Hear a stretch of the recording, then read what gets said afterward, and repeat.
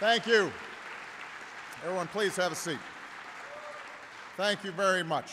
Let me thank Pastor Hybels from near my hometown in Chicago, who took time off his vacation to be here today. We are blessed to have him.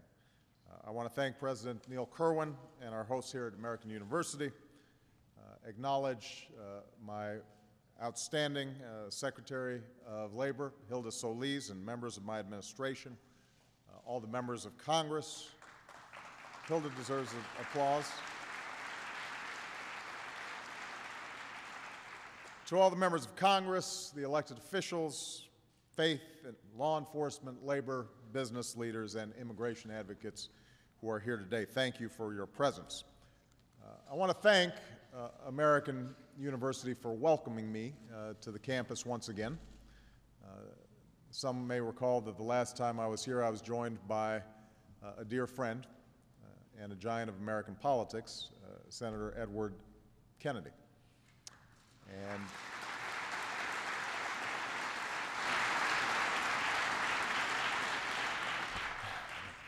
Teddy's not here right now, but his legacy of civil rights and health care and worker protections is still with us.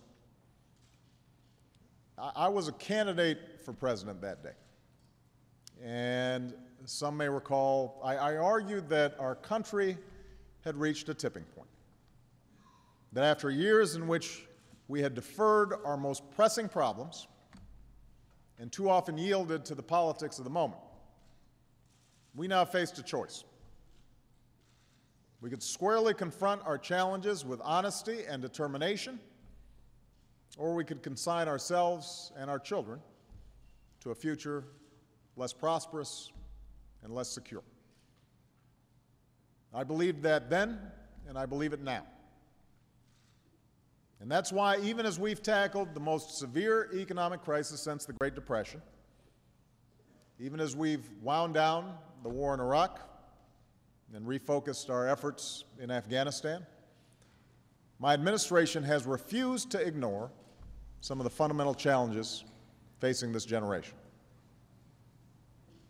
We launched the most aggressive education reforms in decades so that our children can gain the knowledge and skills they need to compete in a 21st century global economy. We have finally delivered on the promise of health reform, reform that will bring greater security to every American and that will rein in the skyrocketing costs that threaten families, businesses, and the prosperity of our nation. We're on the verge of reforming an outdated and ineffective set of rules governing Wall Street to give greater power to consumers and prevent the reckless financial speculation that led to this severe recession. And we're accelerating the transition to a clean energy economy by significantly raising the fuel efficiency standards of cars and trucks and by doubling our use of renewable energies like wind and solar power, steps that have the potential to create whole new industries and hundreds of thousands of new jobs in America. So despite the forces of the status quo, despite the polarization and the frequent pettiness of our politics, we are confronting the great challenges of our times. And while this work isn't easy, and the changes we seek won't always happen overnight, what we've made clear is that this administration will not just kick the can down the road. Immigration reform is no exception. In recent days, the issue of immigration has become once more a source of fresh contention in our country with the passage of a controversial law in Arizona and the heated reactions we've seen across America. Some have rallied behind this new policy. Others have protested and launched boycotts of the state. And everywhere, people have expressed frustration with a system that seems fundamentally broken. Of course, the tensions around immigration are not new. On the one hand, we've always defined ourselves as a nation of immigrants. a nation that welcomes those willing to embrace America's precepts. Indeed, it is this constant flow of immigrants that helped to make America what it is. The scientific breakthroughs of Albert Einstein, the inventions of Nikola Tesla, the great ventures of Andrew Carnegie's U.S. Steel and Sergey Brin's Google Inc. All this was possible because of immigrants. And then there are the countless names and the quiet acts that never made the history books, but were no less consequential in building this country. The generations who braved hardship and great risk to reach our shores in search of a better life for themselves and their families.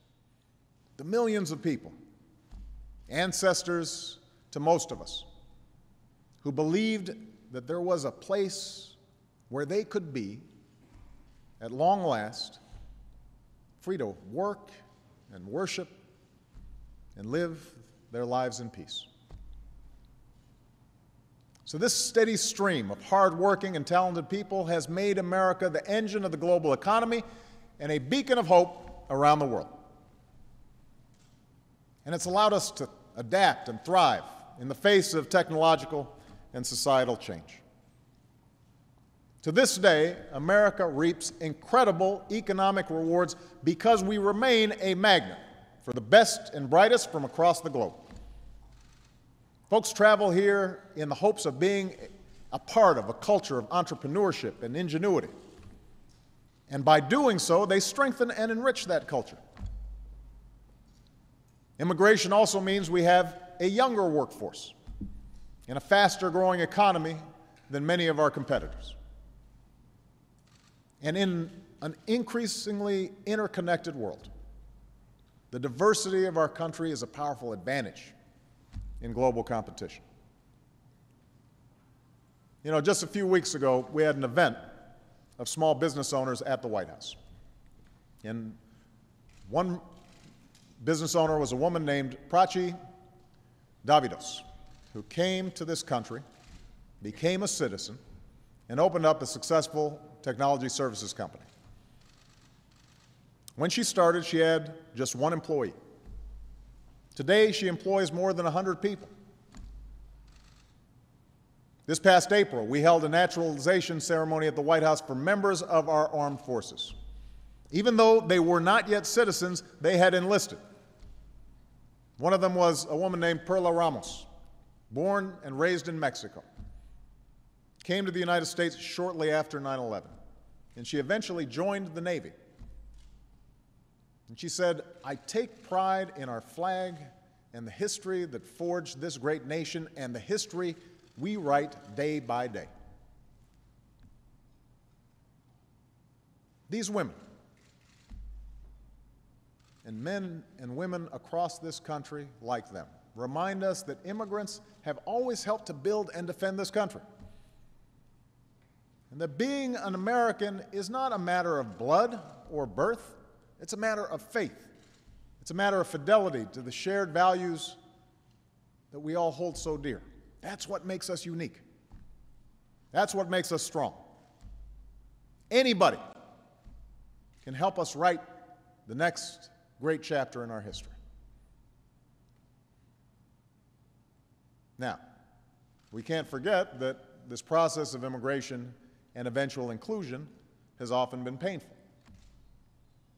Each new wave of immigrants has generated fear and resentments towards newcomers, particularly in times of economic upheaval. Our founding was rooted in the notion that America was unique as a place of refuge and freedom for, in Thomas Jefferson's words, oppressed humanity. But the ink on our Constitution was barely dry when, amidst conflict, Congress passed the Alien and Sedition Acts, which placed harsh restrictions of those suspected of having foreign allegiances. A century ago, immigrants from Ireland, Italy, Poland, other European countries were routinely subjected to rank discrimination and ugly stereotypes. Chinese immigrants were held in detention and deported from Angel Island in the San Francisco Bay. They didn't even get to come in. So the politics of who is and who is not allowed to enter this country and on what terms has always been contentious. And that remains true today. And it's made worse by a failure of those of us in Washington to fix a broken immigration system. To begin with, our borders have been porous for decades. Obviously, the problem is greatest along our southern border, but it's not restricted to that part of the country. In fact, because we don't do a very good job of tracking who comes in and out of the country as visitors, large numbers avoid immigration laws simply by overstaying their visas. The result is an estimated 11 million undocumented immigrants in the United States. The overwhelming majority of these men and women are simply seeking a better life for themselves and their children. Many settle in low-wage sectors of the economy. They work hard, they save, they stay out of trouble. But because they live in the shadows, they're vulnerable to unscrupulous businesses who pay them less than the minimum wage or violate worker safety rules, thereby putting companies who follow those rules and Americans who rightly demand the minimum wage or overtime at an unfair advantage. Crimes go unreported as victims and witnesses fear coming forward, and this makes it harder for the police to catch violent criminals and keep neighborhoods safe. And billions in tax revenue are lost each year because many undocumented workers are paid under the table. More fundamentally, the presence of so many illegal immigrants makes a mockery of all those who are going through the process of immigrating legally. Indeed, after years of patchwork fixes and ill-conceived revisions, the legal immigration system is as broken as the borders. Backlogs and bureaucracy means the process can take years. While an applicant waits for approval, he or she is often forbidden from visiting the United States, which means even husbands and wives may be forced to spend many years apart. High fees and the need for lawyers may exclude worthy applicants. And while we provide students from around the world visas to get engineering and computer science degrees at our top universities, our laws discourage them from using those skills to start a business or power a new industry right here in the United States. Instead of training entrepreneurs to create jobs on our shores, we train our competition. In sum, the system is broken, and everybody knows it. Unfortunately, reform has been held hostage to political posturing and special interest wrangling, and to the pervasive sentiment in Washington that tackling such a thorny and emotional issue is inherently bad politics. Now, just a few years ago, when I was a senator, we forged a bipartisan coalition in favor of comprehensive reform under the leadership of Senator Kennedy, who had been a longtime champion of immigration reform, and Senator John McCain. We worked across the aisle to help pass a bipartisan bill through the Senate. But that effort eventually came apart. And now, under the pressures of partisanship and election year politics, many of the 11 Republican senators who voted for reform in the past have now backed away from their previous support. Into this breach, states like Arizona have decided to take matters into their own hands. Now, given the levels of frustration across the country, this is understandable. But it is also ill-conceived. And it's not just that the law Arizona passed is divisive, although it has fanned the flames of an already contentious debate. Laws like Arizona's put huge pressures on local law enforcement to enforce rules that ultimately are unenforceable. It puts pressure on already hard-strapped state and local budgets.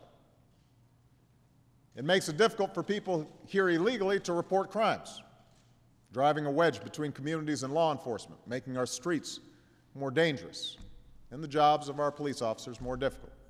And you don't have to take my word for this. You can speak to the police chiefs and others from law enforcement here today who will tell you the same thing.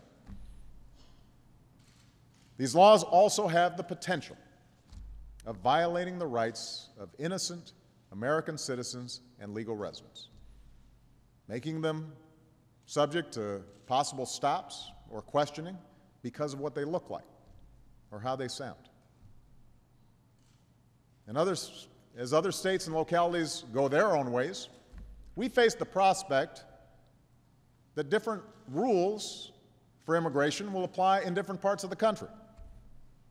A patchwork of local immigration rules where we all know one clear national standard is needed.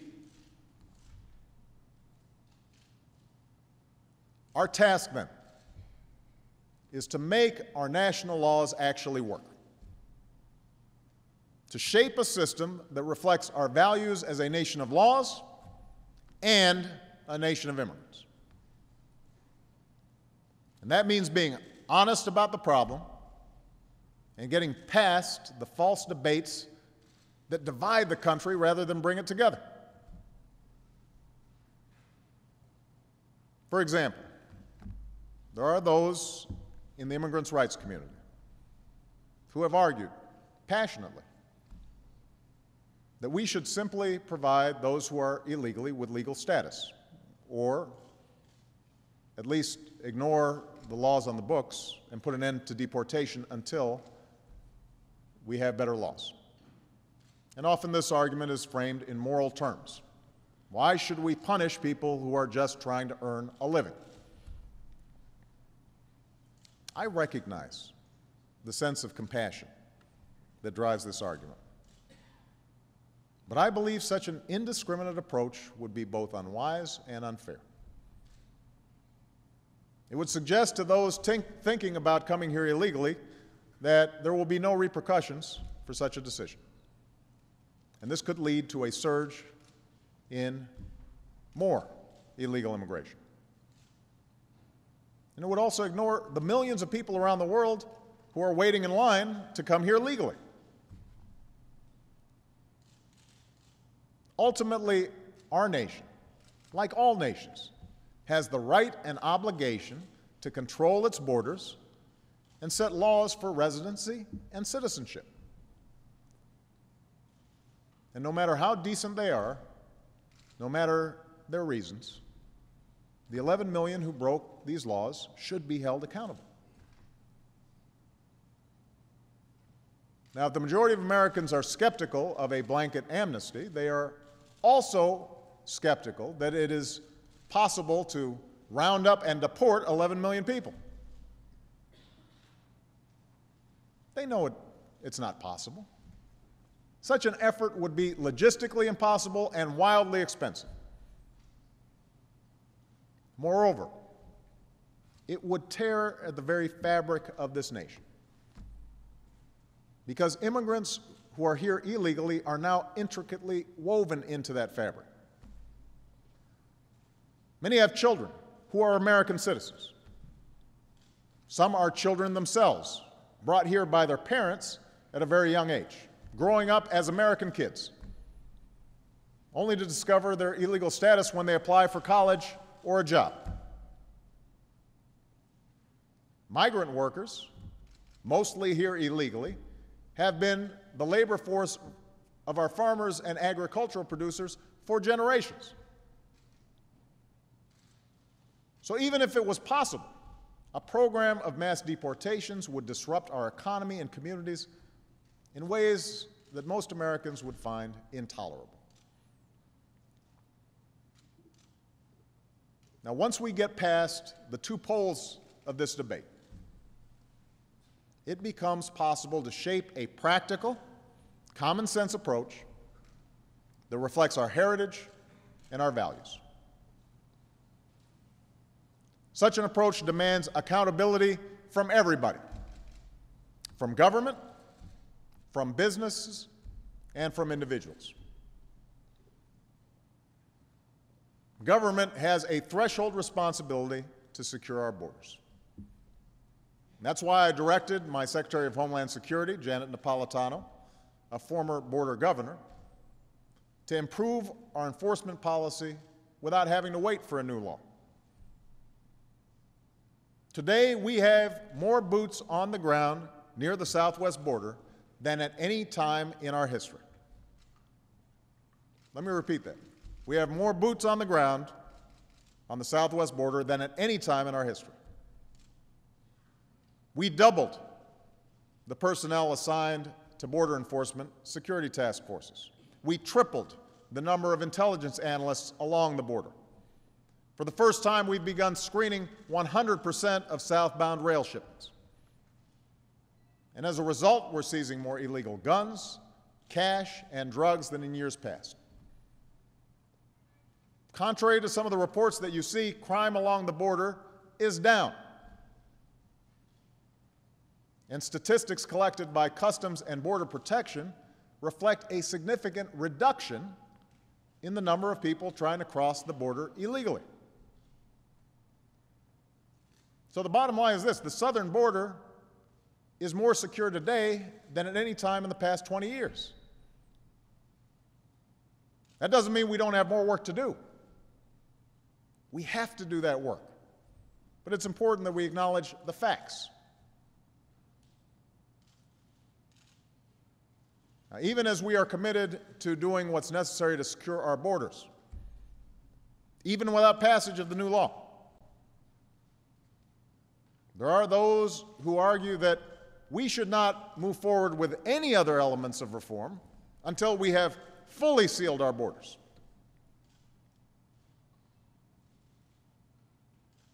But our borders are just too vast for us to be able to solve the problem only with fences and border patrols. It won't work.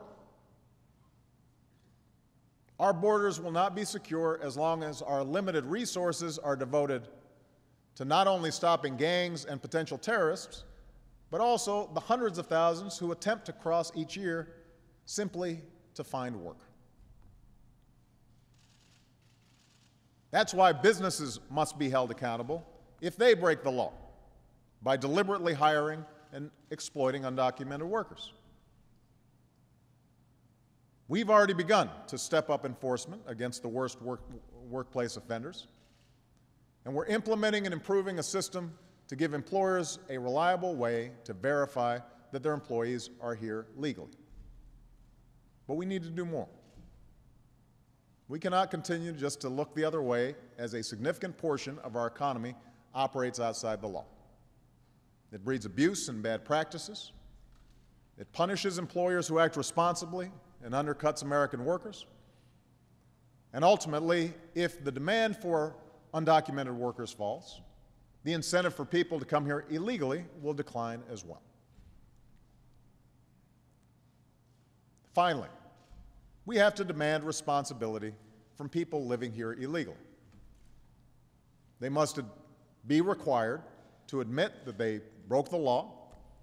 They should be required to register, pay their taxes, pay a fine, and learn English. They must get right with the law before they can get in line and earn their citizenship. Not just because it is fair, not just because it will make clear to those who might wish to come to America, they must do so inside the bounds of the law, but because this is how we demonstrate that what being an American means. Being a citizen of this country comes not only with rights, but also with certain fundamental responsibilities. We can create a pathway for legal status that is fair, reflective of our values, and works. Now, stopping illegal immigration must go hand in hand with reforming our creaky system of legal immigration. We've begun to do that by eliminating a backlog in background checks that at one point stretched back almost a year. That's just for the background check. People can now track the status of their immigration applications by email or text message. We've improved accountability and safety in the detention system. And we've stemmed the increases in naturalization fees. But here, too, we need to do more. We should make it easier for the best and the brightest to come to start businesses and develop products and create jobs. Our laws should respect families following the rules instead of splitting them apart.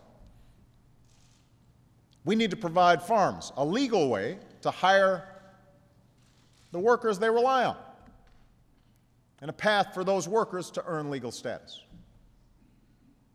And we should stop punishing innocent young people for the actions of their parents by denying them the chance to stay here and earn an education and contribute their talents to build the country where they've grown up. The DREAM Act would do this, and that's why I supported this bill as a state legislator and as a U.S. Senator, and why I continue to support it as President. So these are the essential elements of comprehensive immigration reform. The question now is whether we will have the courage and the political will to pass a bill through Congress, to finally get it done. Last summer, I held a meeting with leaders of both parties, including many of the Republicans who had supported reform in the past, and some who hadn't.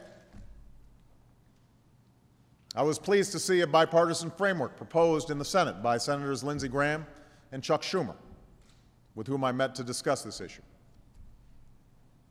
I've spoken with the Congressional Hispanic Caucus to plot the way forward and meet, and I met with them again earlier this week.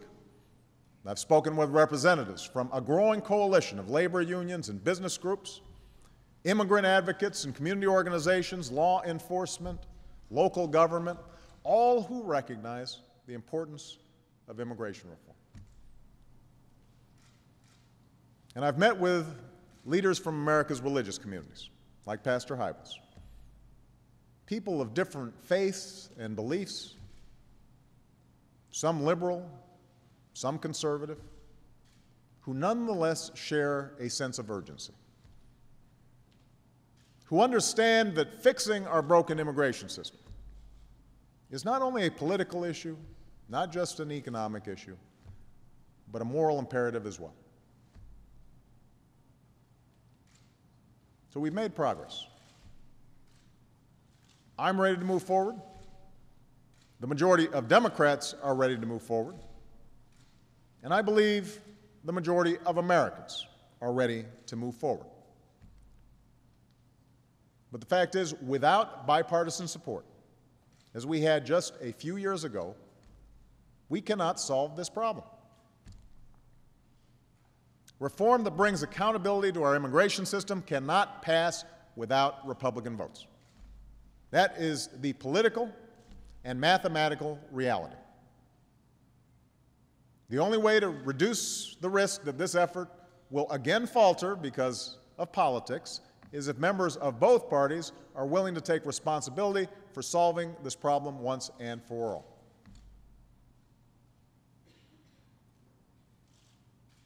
And yes, this is an emotional question, and one that lends itself to demagoguery. Time and again, this issue has been used to divide and inflame and to demonize people. And so the understandable, the natural impulse among those who run for office is to turn away and defer this question for another day or another year or another administration. Despite the courageous leadership in the past shown by many Democrats and some Republicans, including, by the way, my predecessor, President Bush, this has been the custom. That is why a broken and dangerous system that offends our most basic American values is still in place.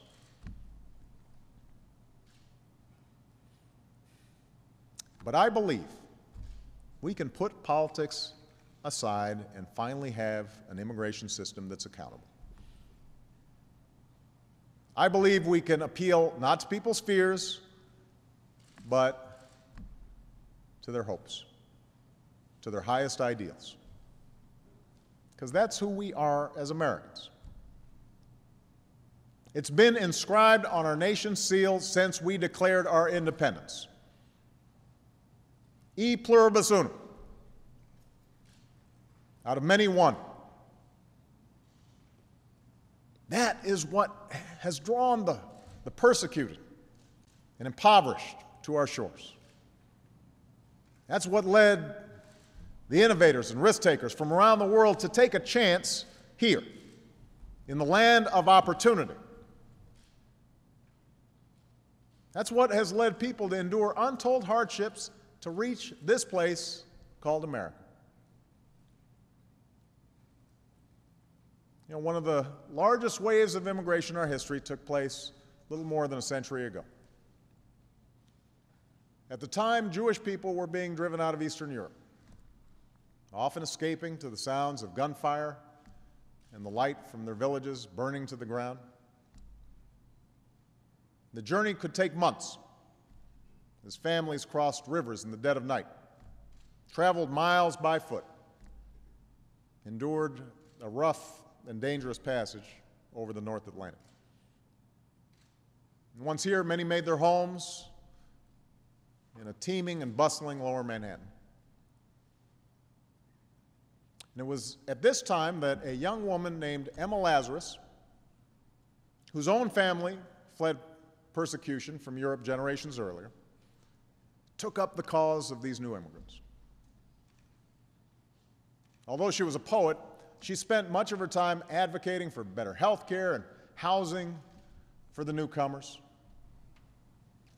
And inspired by what she saw and heard, she wrote down her thoughts and donated a piece of work to help pay for the construction of a new statue, the Statue of Liberty, which actually was funded in part by small donations from people across America. Years before the statue was built, years before it would be seen by throngs of immigrants craning their necks skyward at the end of a long and brutal voyage,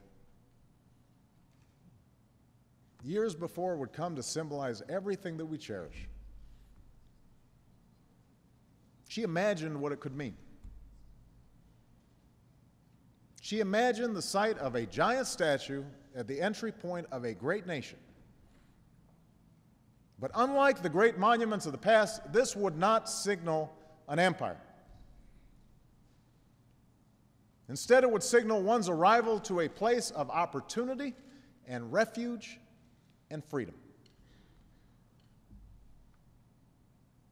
Here at our sea-washed sunset gates shall stand, she wrote, a mighty woman with a torch. From her beacon hand glows worldwide welcome. Keep ancient lands your storied pomp. Give me your tired and your poor, your huddled masses yearning to be free. Send these, the homeless, tempest-tossed, to me. I lift my lamp beside the golden door.